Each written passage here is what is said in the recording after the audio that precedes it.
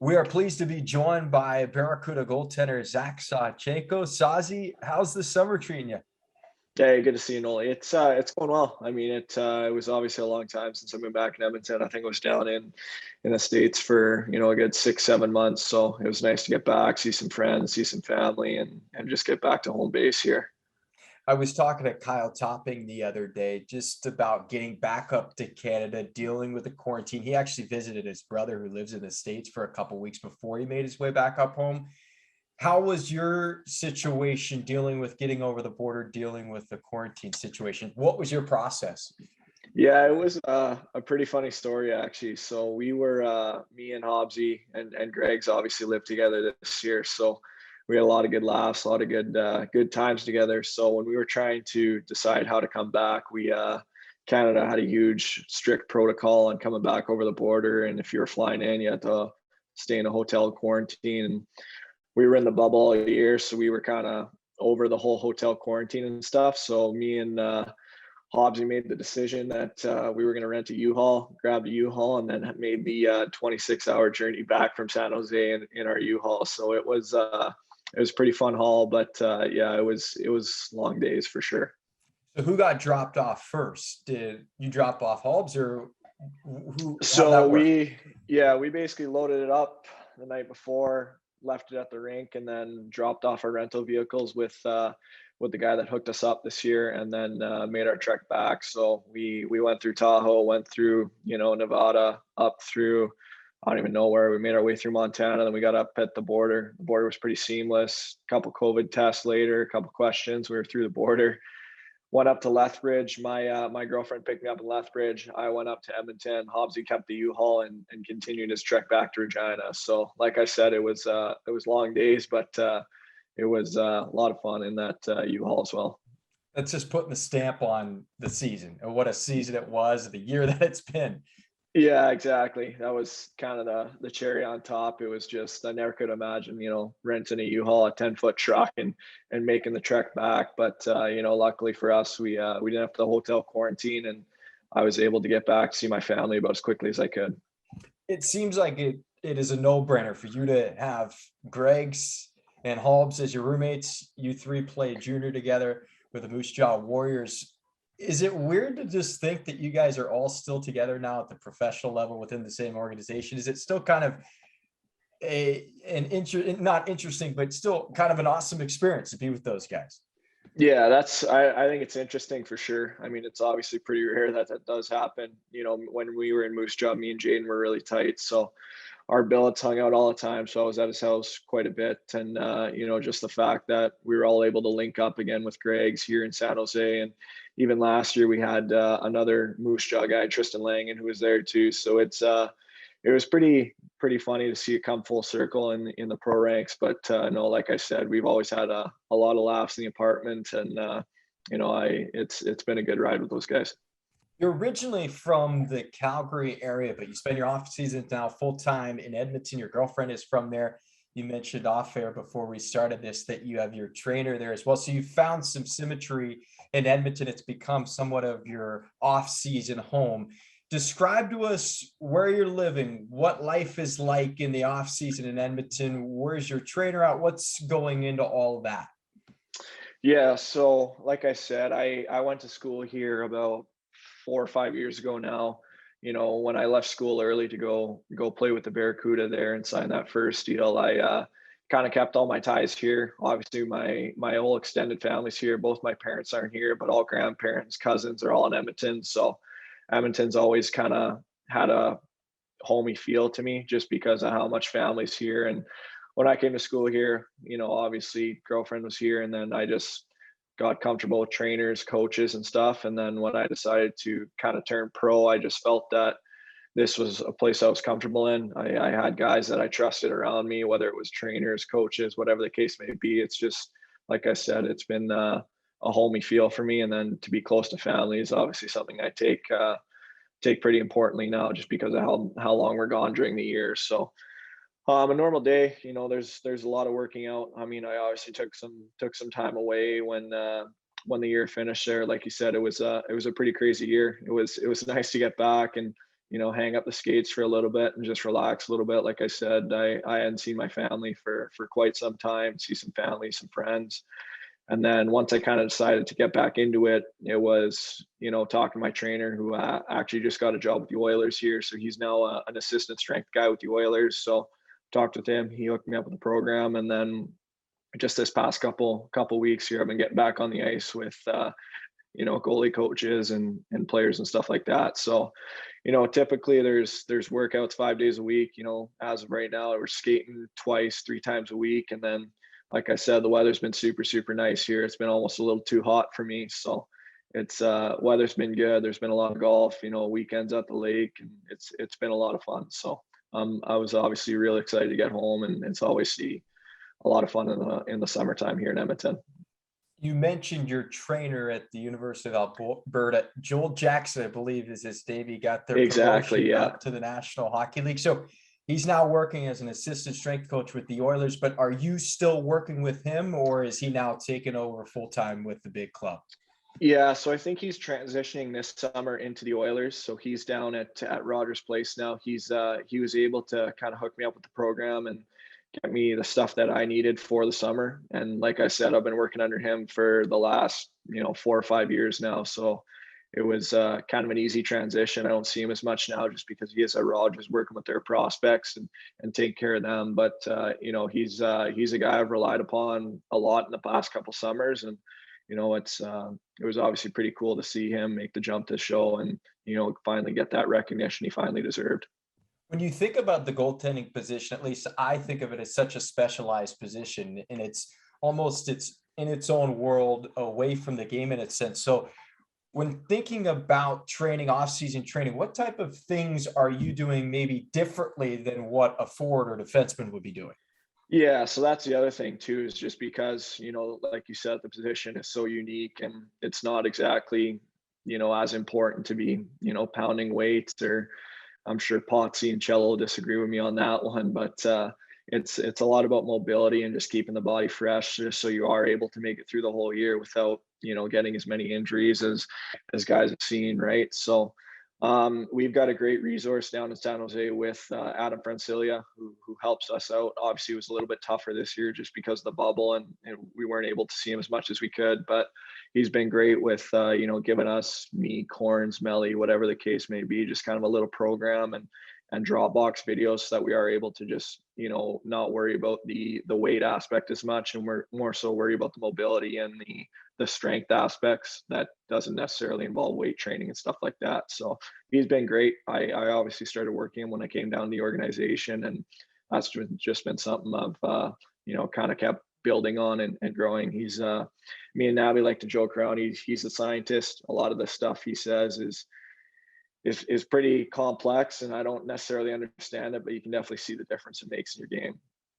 Yeah, you're like, put it into layman's terms, break it down for us a little bit. Some of the verbiage is gonna. He's got to even break it down. Like, he's got to dumb it down to like a kindergarten level here. It's like, all right, Adam, I trust you here. It makes sense to me, but let's dumb it down a little bit more. Like I said, he's a wizard and he's a guru. So it's a huge resource to have down in San Jose. I know Adam spends his full time in Kelowna. You said you're spending your off season in Edmonton, a place that you've been for the last handful of years. You also mentioned how hot it's been. There's been a heat wave in that part of the country. Very unique to deal with weather at those temperatures. I know you guys go by Celsius up in Canada, but it's been north of triple digits in Fahrenheit for us folks in the States. So what has that been like, spending an off-season in Edmonton where the weather is as hot as it is this year? That is very rare. It does not happen very often, if ever. No, exactly. Super rare. So a lot of the houses, especially the house that I'm in, like, you don't really need air conditioning just because you get, a triple digit once or twice a summer. And we were getting it for, weeks on end here. So we had, I want to say 4 fans going in the house. Like, it was tough to sleep. It was hot in the house. And it was tough. Like, we weren't used to that kind of heat up here. So it was nice to, I'm actually pretty close to just like an outdoor water park. So I just take trips there, just lay under the kind of sprinkler type thing, get in the back, spray the hose. And I was basically doing anything I could. Actually, our freezer broke too. It was so hot. Our fridge just shut down. The freezer wasn't going. And like I said, us Canadians up here aren't used to that kind of heat. So it was a change for sure, but luckily we made it through, and things are slowly getting back to normal here. What's your favorite thing about going back home in the off season? Is there stuff that you like to do in the summer? Is there places that you have to go eat? Like, what are you most looking forward to when it hits the off season? Yeah, I think the biggest thing is, especially in the off season with this year, especially, it was a long time without seeing, like I said, friends and family, right? So that was the biggest thing that I wanted to do as soon as I got back, just go see grandparents, go see family, go see friends, and, see those people that, have meant such a big deal to me in my lifetime. So go see them. And then there's a lot of golf here too. I enjoy golfing. I know it's nothing like some of the courses down in California, but I've always enjoyed golfing. So spend some time on the course, and then usually weekends it's whether it's spending time with family camping, or going out to the lake with some cousins. So I've always enjoyed doing that. And like I said, we haven't had this kind of heat in a while, so it's more so been finding ways to stay cool as well. Talking about golf, I know you are a big golfer. I know a lot of the guys are big golfers. Almost kind of goes with the territory when it comes to hockey. You've got to also golf as well. How is your game? And tell us about your favorite course. Where is a course that you like to play a lot during the off season? Yeah, so in the off season, there's a course just outside of Edmonton here. It's called Cougar Creek, I think is what it's called. So that's a go-to course. I always try and hit that one up once or twice a summer, just because of how nice it is. I took a golf trip down just outside of Calgary last summer to Canmore. There's beautiful courses down there just outside of the mountains. So those are huge courses. I know it's nothing like some of the stuff we see in California. I know me and Hobbsy went to Carmel this year, golfed right by the ocean, so that was a pretty cool one. But like I said, when it comes to golf, it's more so just getting out with buddies or family, and just having a good time, have a little competitive juices flowing on the course, and just enjoying the company. Do you have any buddies back home that ask about life in California where you can golf 365? I know it's not, the weather's not necessarily as cold as maybe what you're dealing with. Even Edmonton, it's going to be very cold in winter, but are they jealous of the fact that you're able to play golf in December?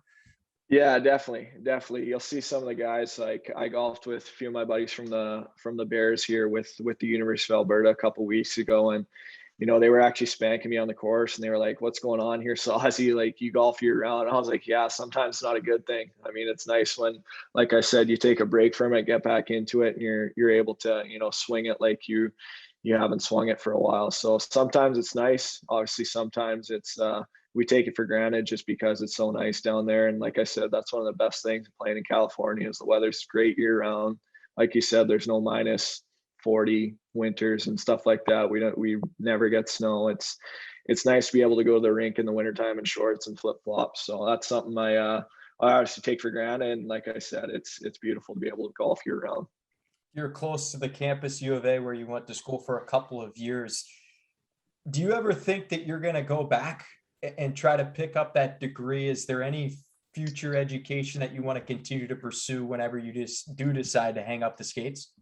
Yeah, so I actually finished my degree this year. So I finished in January. I finished that degree off, which was something I made a promise myself to. And when I decided to leave school early, I basically made a commitment to myself that you made it this far. Let's not throw all the classes and the hard work to waste here. Let's get that degree finished. So I was able to finish it up thanks to the online COVID classes, which helped me a ton. And obviously throughout this year it'll be different because I won't be taking university classes, but I'll try and take some professional courses just to keep your mind engaged and keep yourself active while you're playing. I know there's a lot of days where you sit around and you're relaxing, and it doesn't hurt to pop open the laptop, read some books, and kind of keep yourself engaged mentally in that aspect of things. Like you said, the years can be long, especially this year. There was a lot of unexpected turns that I had to face, and us as a team. So it's I find schooling and kind of that mental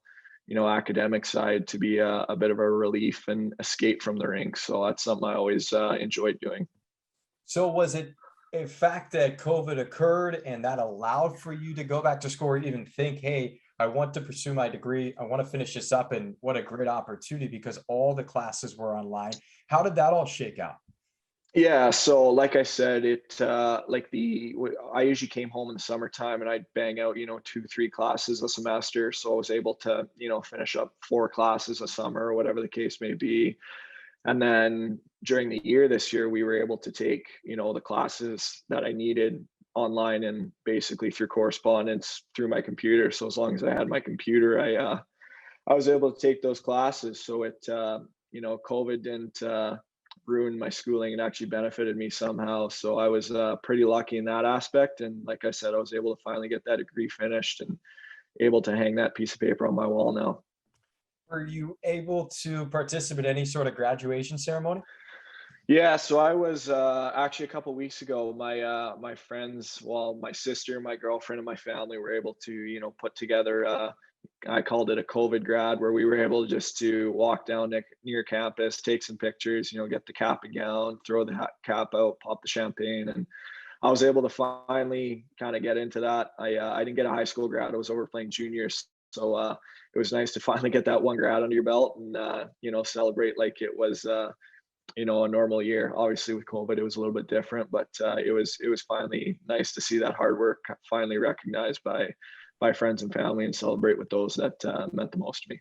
I mean, it's incredible the fact that you continued to pursue that. I know a lot of guys, they want to finish it, but the fact that you were proactive and you did it while you were playing, a tip of the hat to you and congratulations. That's awesome that you got your degree officially.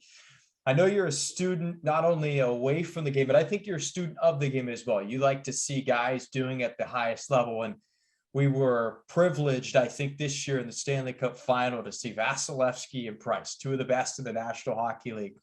Watching as a fan, watching as a fellow goaltender, what makes those two so good? Yeah, it's like you said it best. I'm kind of a student. I love learning about the game. I think that especially goaltending, it's all mental. So any kind of you see the best of the best here, and like you said, this Stanley Cup Final was the best of the best. You had basically the best up and coming goalie in Vasilevsky and the guy that's just been outstanding for the past 10 years in Price go at it toe to toe. So I was watching those games. Obviously, Montreal was a little bit outmatched, but it was cool to see those two go toe to toe. And it's funny because they're so good, but they're so good in their own ways. Like I mean, you look at Willie Price plays; it's almost nothing like Vasilevsky, and you see the stuff that Vasilevsky's able to do, and it's just like this guy's he's a freak. I mean, he's athletic, he's flexible, but he's big, and he's able to see the puck in situations like I don't even understand how he's able to have that instinct to make that save there. And then you get a guy like Price that's calm, cool, collected. Like you see him, and you saw it all through the playoffs. There, just his calm demeanor is something I've always admired from him. He's on the biggest stage, the pinnacle of the sport, and the guy doesn't break a sweat. He's finally made it that Stanley Cup Final. You hope for a different result just for him and his legacy that he's left in Montreal there. And he was, like I said, it was cool to see him at the top of the sport, just not even breaking a sweat, just calm, cool, nothing's changed. And like I said, it was cool to see those two go at it. I found myself rooting for the Canadians because of Price. I think more so than anything because he's been at the top of the game for so long, has never captured a ring. But to see him at least in the finals was pretty special. One thing I found was pretty special last year, and it's you just remember certain things vividly, and I'll remember this for a long time. But we just wrapped up our game in Ontario. You had just picked up a victory against the Ontario Reign. Nick Gialdini, who sits just ahead of me on the bus, he gets a text, and there's, you start hearing people chatting, and Nick tells me that we're going to sign Zach Sawchenko to an NHL deal, and it became official the next day. They basically tore up your AHL contract for the remainder of the year, gave you a 2-year extension on an NHL contract. What was that like to get that news? And it had to have come somewhat out of nowhere, being the fact that there were so many goaltenders last year. You hadn't played a ton, but to have that occur, what did that mean to you? And just walk us through the whole moment. Yeah, it was like you said, it was kind of unexpected. It's actually a funny story. So I was, like I said, we played in Ontario. I think that was, we were a good 3 months into the year. I think that was my third game of the year, and it was like there was a lot of adversity last year, I'll admit. And then to finally play that game, you play well, you're happy. We get back on the bus. We cut that 6-hour bus ride back. The guys are happy. We just got a big win. And then I sit down. I get a text from my agent that's like, "Hey, can you give me a call right now?" And I'm just like, "Dude, like I just finished a game. I'm happy. I'm on the bus. Like, is it urgent?" And he just texted me back right away. "Yes, it's urgent." So I give him a call.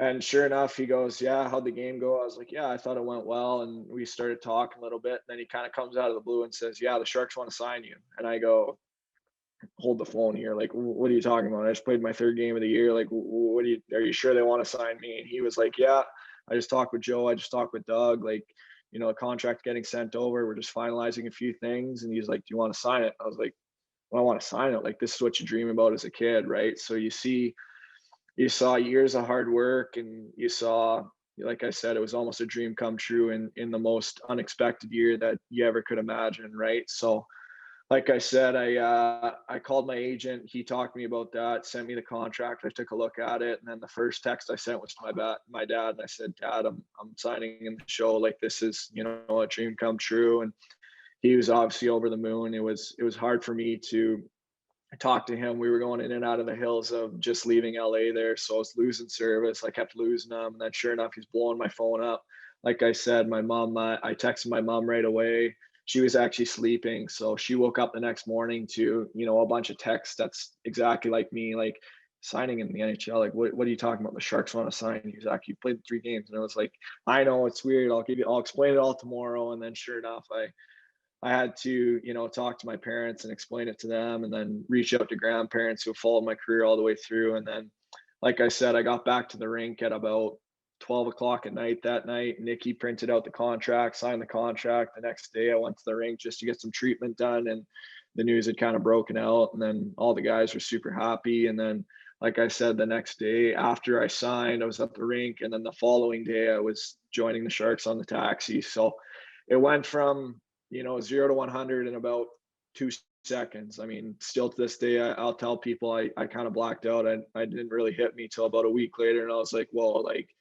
Like I said, I was driving to the rink with Greg's, and now you're in the NHL locker room. You've got that NHL contract. You're on the ice with legends. Like, you're on the ice with Patty Marleau. You're on the ice with Burnsy. And like I said, it was a crazy experience. I was fortunate enough to spend about 5-6 weeks on the taxi squad there, and take the plane with the guys, and a great learning experience just to see what it's like to be at that next level, just to see what it's like to be an NHL player. I was fortunate enough to be there for Patty's game when he broke that record against Vegas, which was, that's forever going to be a moment in NHL history. That's some of the stuff I never could imagine about heading into this year. And throughout all the adversity that did happen this year, like you said, you weren't playing a lot of games. There was obviously a long year, being away from family for so long, obviously difficult, not getting into games, not getting into lineups. And then just to have that kind of come full circle when that deal does get presented with you, and then you are able to, continue out your dream of playing, and you get another opportunity with the organization. It was pretty surreal. And like I said, it took me a while to, fully appreciate it. But like I said, it was a dream come true, and it was right back to work just to try and make that dream a reality now. And now you have the NHL contract, you have that opportunity. Now it's just a matter of, playing your first game, committing to getting on the roster, whatever the case may be. So it was a pretty cool moment for sure.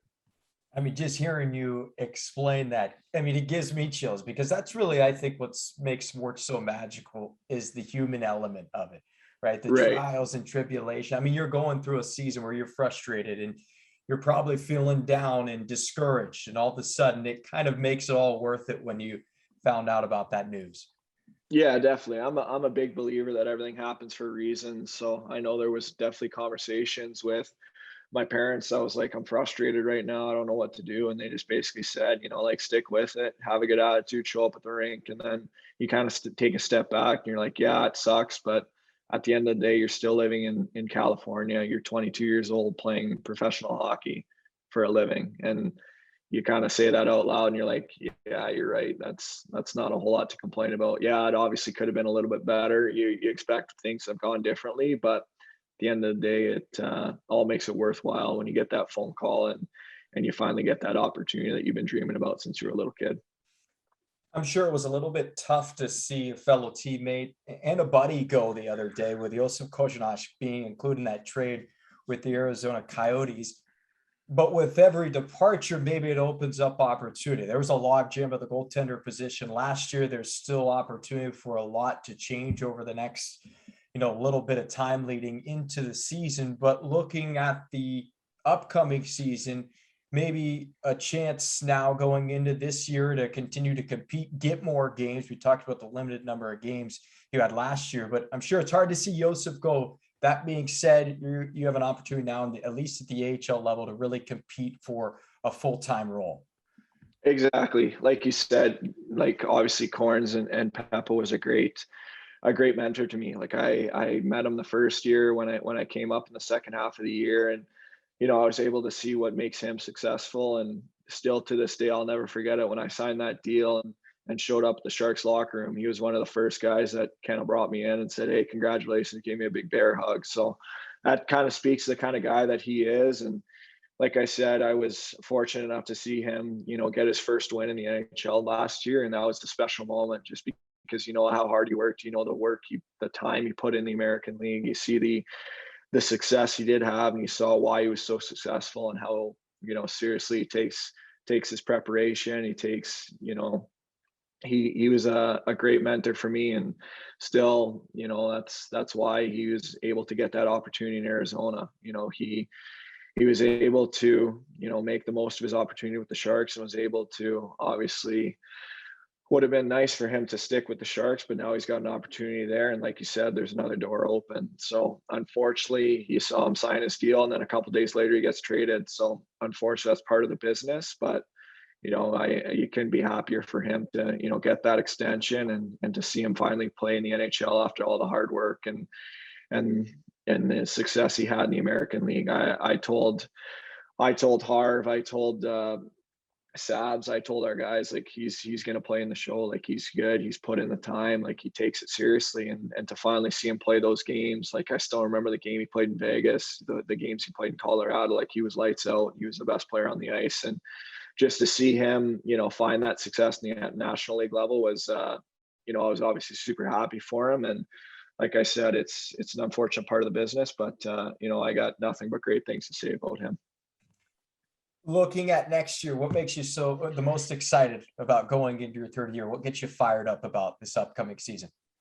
I think it'll be huge just to kind of have that normal feel back for a regular year. Like, I'm one of those guys that I love the fans. I love the energy in the rink. And it was tough playing in some games when there's no one in the rink. You're basically playing in practice arenas, and it'll be nice to kind of get that normal feel back. You get the regular schedule back, you get the regular travel back. And like you said, now I have the NHL contract, so there's more expectation, but there's a sense of optimism too, where you have this opportunity now that now you have a legitimate chance to get called up and finally play, or whatever the case may be. But it'll be nice to get back to a regular year. It'll be nice to see all the guys. And I know that like you said, it was a long year, but it'll be nice to get back to normal. I know, myself included, it was weird seeing a lot of the stuff that we went through, whether it was the infamous Texas bus trip, the COVID, the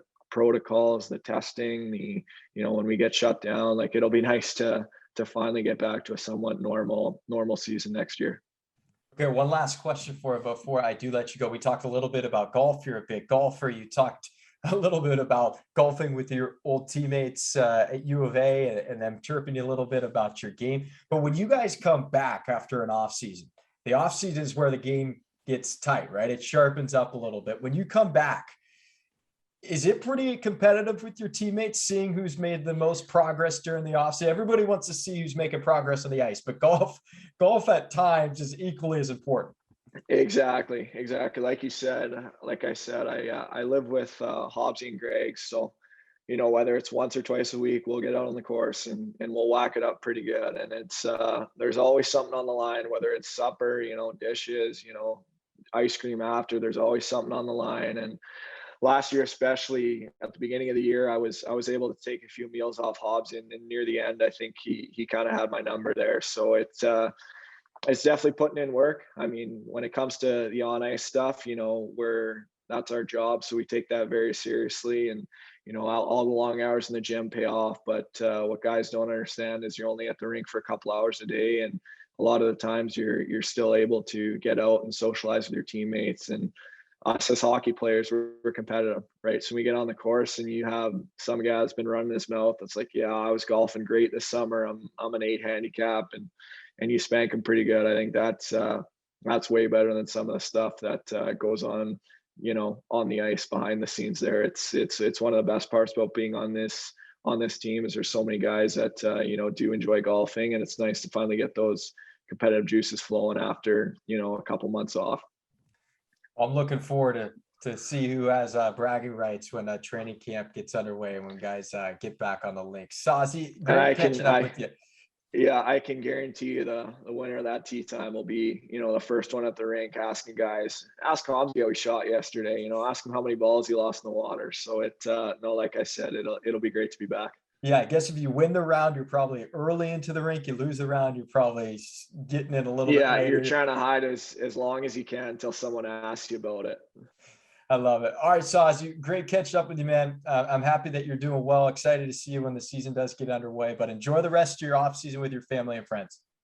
Awesome. Thanks, Noel. I appreciate it. I'll see you guys in a couple weeks here.